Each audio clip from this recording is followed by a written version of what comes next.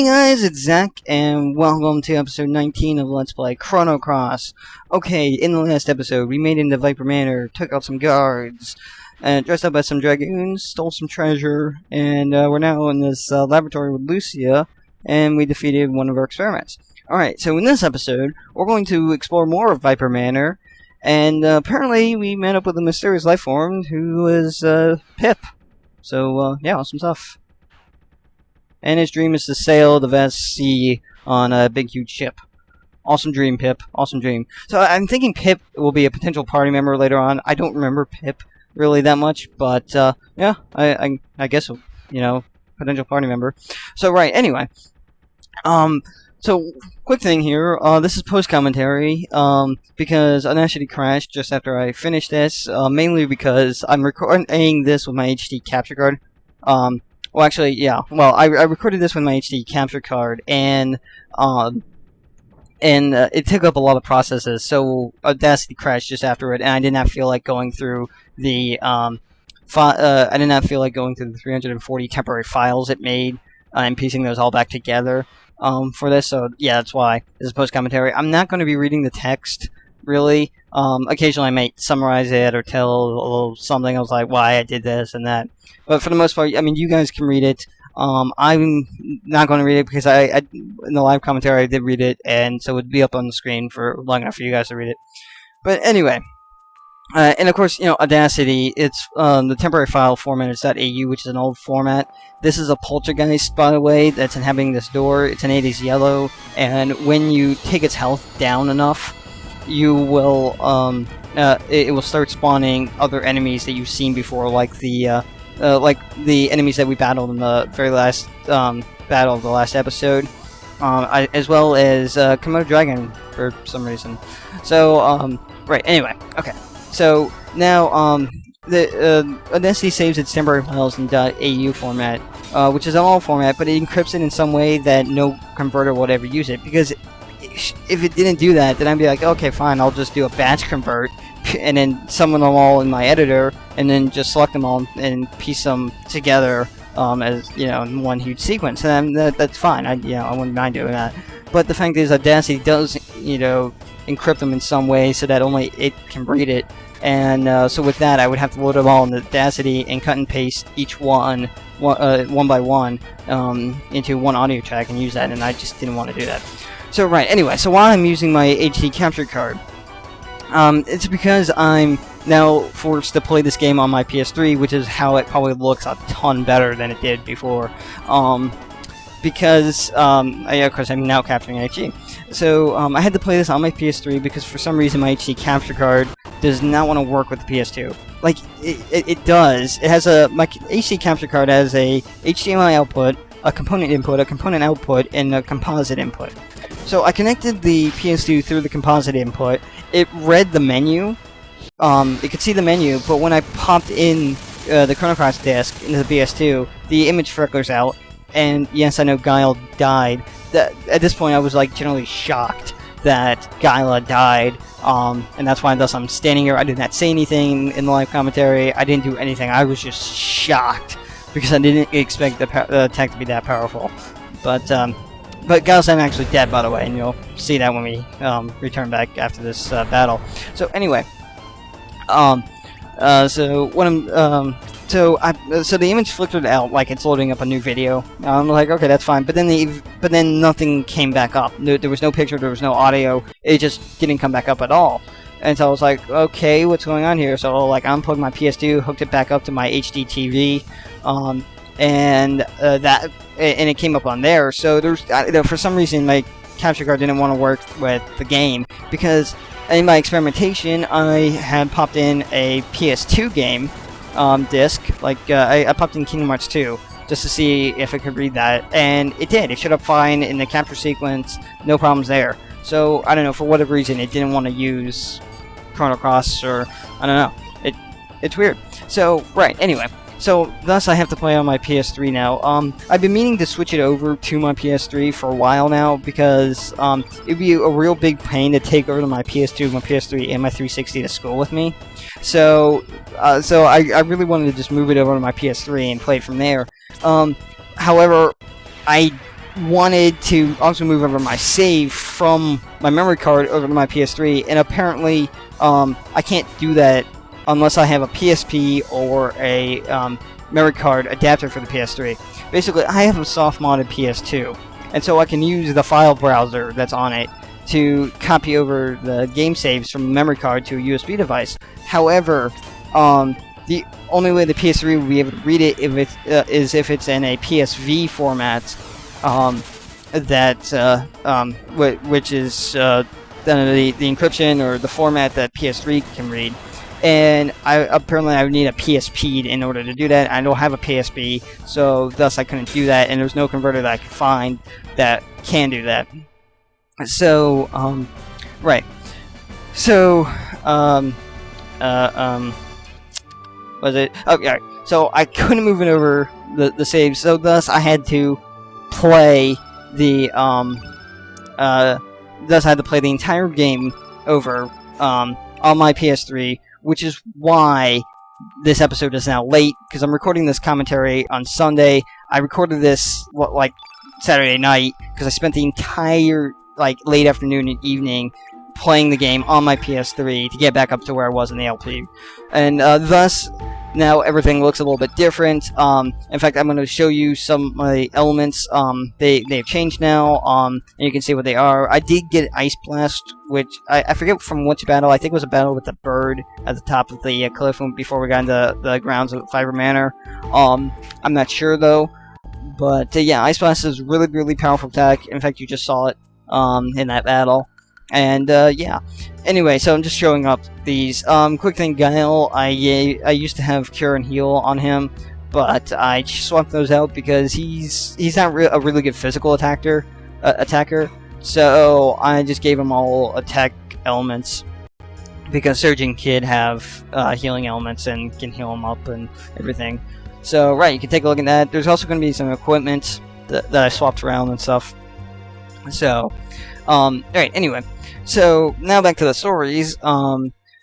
So that's why this episode is late. Here's another thing that kind of bugged me. It was, it's back to my HD capture card. The only way I can do a pass-through, which is basically just taking the input, footage and displaying it to another source, or onto something else, is, think of it this way: it's like you connect the game console to the capture card, and then from there, like my capture card goes through USB to my computer, where I can start recording the footage. But I also have a component output cable going to my TV so that I can play it in real time, because so I can see on my TV and play it in real time, because my capture card has a bit of a delay. And so it'd be very, very annoying to just play it while looking at my computer screen because of that lag. And whereas when it's just a pass-through, it's lickety-split because it's not, trying to convert the data through something else and capture it. It's just displaying it. So my only means of a pass-through, despite the HDMI port output on it, is through the component output. And for some reason, my capture card does not want to take the composite and throw it through the component output on my TV, which is really, really retarded, because if it can't, then why is there a composite input? Seriously, I don't know. It wasn't so bad, because, I mean, right now, I just needed that for my, for Chrono Cross, and, of course, I solved that by just going to the PS3, which does use the component output for pass-through just fine. So that wasn't a problem. The problem then comes in when, after Chrono Cross, the LPI plan after Chrono Cross is Kingdom Hearts 2 Final Mix. In fact, if you guys remember back to my 200 subscriber video, there was sort of like a joke at the beginning before Earthbound started, and that was showing like the main menu of Kingdom Hearts 2 Final Mix. Yeah, that joke was more of a spoiler as well, because that's the game I'm playing to LP after Chrono Cross is over, whenever I get Chrono Cross done with, and so that's why I was always saying, hey, don't forget this, don't just push this out of your mind. You're not supposed to see this yet. Yes. So, but here's the problem. Even though the capture card will be able to capture the footage, if it doesn't have a pass-through, I'm going to be playing it with a lag, and that would be very, very annoying for the LP, as well as for me, because then I'd have to be cautious, and it would look kind of awkward, so it's not a big deal right now. I still have now loads of time to solve that problem, but it's still a pretty big problem, and I just really don't know. So, like I said, I've just been having technology problems, like, for the past 2 weeks. Like, I just don't understand it. At work, now at my own house, it's just like technology just hates me right now. And on top of that, I always had software problems, like for the last episode. It wasn't capturing the footage right, and I mean, my editing software wasn't working right and everything. It was just annoying. So anyway, we just fought some pink blobs. Around here, I decided to run around and see if there was like anything that I could take. Like the shield, and it's a decor shield, and yeah, I could take that. So I was like, oh, cool, I can take that shield. And yeah, and then I was like, nope, nothing else. So I just, and then I just kind of left because I didn't feel like finding those pink blobs again. So right, anyway, so then we go upstairs, which is actually the level we came from, and you can see that at the end. And yeah, and then some enemy just randomly falls from the ceiling. I don't know. It's weird. But anyway, so yeah, it's just a bunch of technical problems, and anyway, so there's the incredibly long story of why this episode is late, and why this is post-commentary. Now on to another interesting time. Let's see, last Sunday, I set up my HD TV, which I'm looking at right now, and there was a bit of an issue with that. When I turned to the VGA mode, on the TV, it felt the need to keep auto-correcting. Like, my desktop image will be centered on the TV, and then when I turned to that mode, it would be centered, and then then the auto-adjust would kick in and push to much higher than it needed to be. So it's like, it didn't know what the edges of the screen were. Okay, so it's like the image was a lot higher than it should be, and thus, like, the actual edge of the screen was, the edge of the screen was higher than the actual edge of the physical screen, if that makes sense. And so I tried messing with the vertical position, but it didn't push it down far enough. But that didn't matter anyway, because every time I went out of that mode and then came back to it, the auto adjust would kick back in and throw it out of whack. So nothing I ever did would stick, and I couldn't figure out for the life of me how to get it to stop auto adjusting. So through some experimentation, I found that anything in full screen, like a file browser or like a player or something, would define the edges of the screen, and when the audio adjust kicked in, it wouldn't mess around the image, and everything would be perfect. So then I was like, okay, so I found I just went on a Google search for a new desktop image that would be big enough to fit the screen. And what I went with was a picture of Gordon Freeman from Half-Life, and the resolution of this picture was like 1600 by 1200. So I threw that on there, and it had a bit of work to do. It still didn't fit the screen. So what one of my brothers did eventually, because I was still at a loss, what he did was he took the resolution down from 1600 by 1200 to 1440 by 900. Although my TV still says it's 1600 by 900, and when we did that, then the image the new image I had of Gordon Freeman would fill the entire screen, and thus define the edges.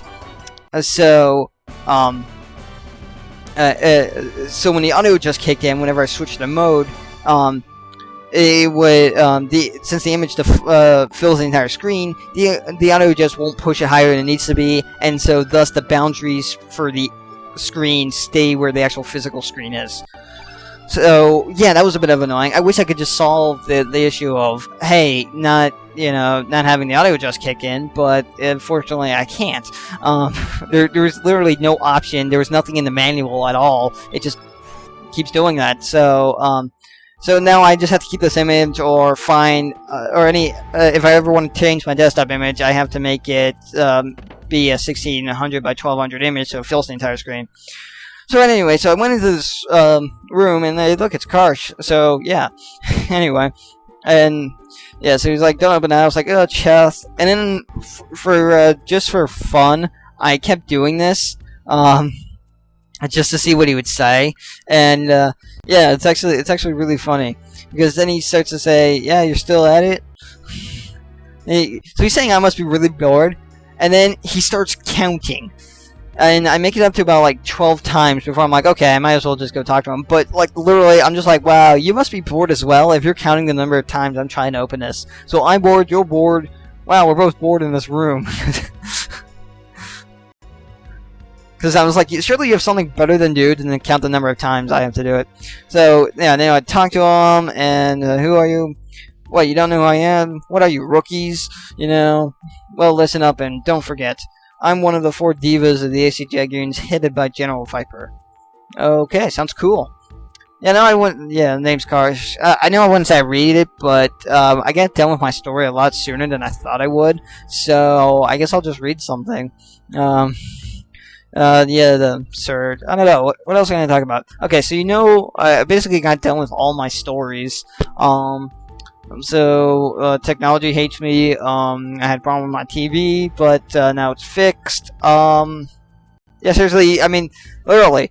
In my other recording, I had this whole story go on until the end of the episode. So yeah, I really don't know what else I can say. Now, the general is the head of the Viper clan and has governed these islands for generations. Cool. Sounds awesome. But that's not all. Oh. When he was ordered to take up a new post on the main continent, he made quite an impact as the leader of the AC Dragoons and was promoted to general. Sweet. He retired from the army since then and currently serves as Lord of El Nido. Cool. And, yeah, tell me about Viper Manor. This manor was built by the general's ancestors 100 years ago. Sweet. Okay. When people first began colonizing the El Nido archipelago, however you pronounce that word. Oh, you know why I probably got done with my story a bit fast? It's because I wasn't reading the text before this. Yeah, I bet that was it. Oh yeah, and I didn't explain about like about Guile being dead. Okay, so he was at 0 HP when he was in the battle, but when we came back out of the battle, he was actually at 1 HP. I don't know why they did that. I guess to make it easier to heal or something, or maybe he's just out of the battle. I'm not sure, but and then I goofed up. And I just wanted to see if you would say anything else here, and it's like, nope, never mind. And then, just for fun, I wanted to see if he would say anything else if I tried to open the chest, and nope, he just continues on counting, so yeah, he must be really bored.